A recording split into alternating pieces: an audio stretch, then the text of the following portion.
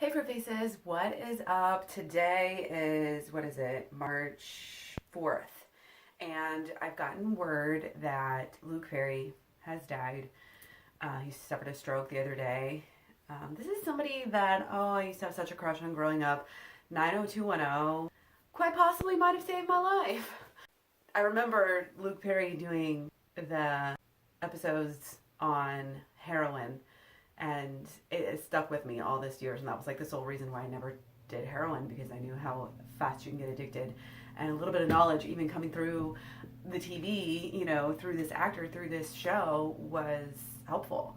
I've lost people that I've known to heroin, so to me it's like a real issue.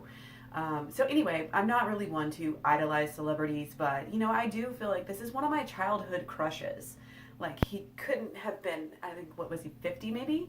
Not that much older than me. I mean, I'm 36, so a little bit older, but still way too young to be having a stroke.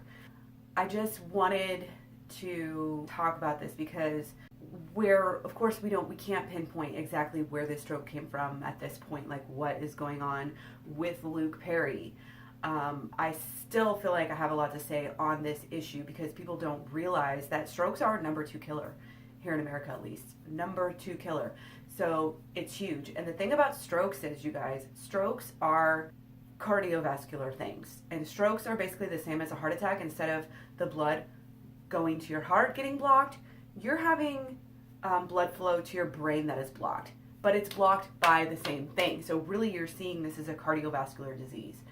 I'm not trying to shame Luke Perry or hurt anything, but I think out of this one really unfortunate, really sad circumstance, if we can learn lessons that help other people, then that's obviously a win-win for everybody, including Luke Perry and Luke Perry's family and all of that. So, I just want to very respectfully say that Luke Perry was a meat eater. He was a big meat eater. Even though he had cut down, I don't know if it was 2015, somewhere between 2015 and 2017, he had cancerous lesions on his colon. He had early stages of colorectal cancer, and he was speaking out about that. And one of the things that he would say is that he was a meat and potatoes guy, but since then he has cut down his meat. So we do know that animal protein is very much implicated and connected to cancer.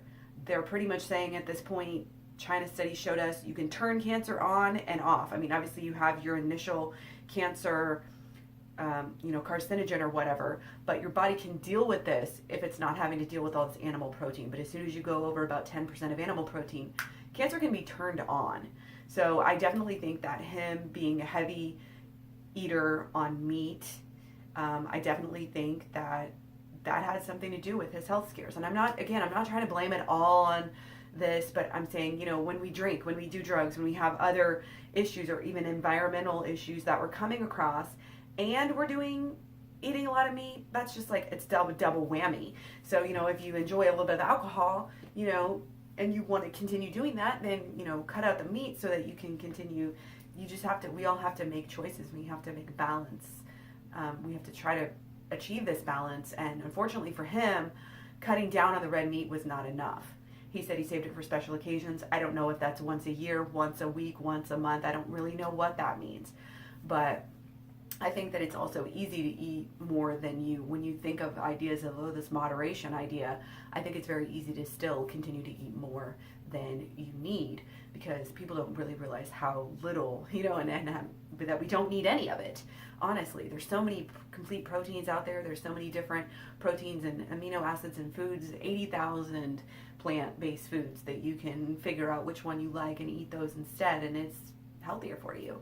When you have the fiber, when you have the antioxidants, when you have all of these other substances that your body needs, you're able to, better fight, like I said, other implications of other things that may not be so healthy. So it's not even about being this total complete health freak and not enjoying your life. It's about feeling better on a daily basis. It's about, still enjoying some of the things that and the fake meats, you guys, try them. They're great. They're amazing. Like, I've seen the most things that I would not even believe this is vegan. And I'm sure they taste great too. Impossible Burgers everywhere, even in my hometown now, Blue Springs. All across the city, I got Beyond Burgers, we got Gardein, like all this stuff. You can still have meat, you can still have flavorful food, just give it a try, because this is what it looks like. You know, even though, like I said, he had cut back for a couple of years, but it wasn't enough. And here's the other thing, he was still eating small amounts, or however much. He cut down a lot, but he was still eating a lot of fish, he said. And so fish still has, people think, oh, it's good fats, it's heart protective.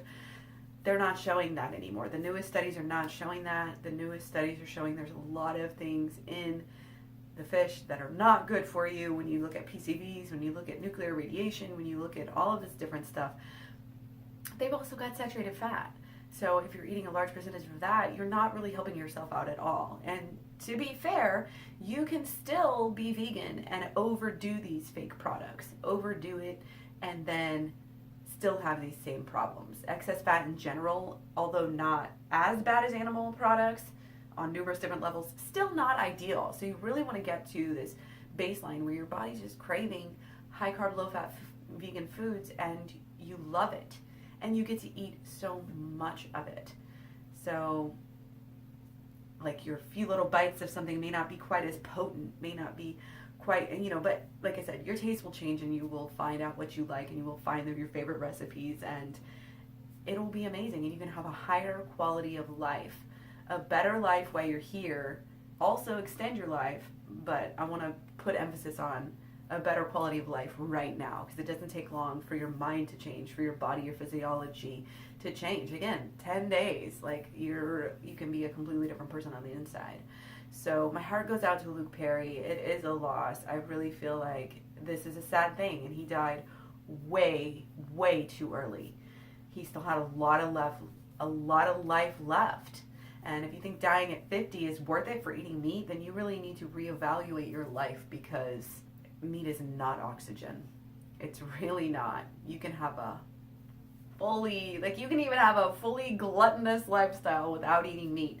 And the thing is that meat is horrible for the environment. It's the #1 cause of environmental devastation, from the air to the water to the climate change, deforestation, to the wildlife, to the waste that is left behind.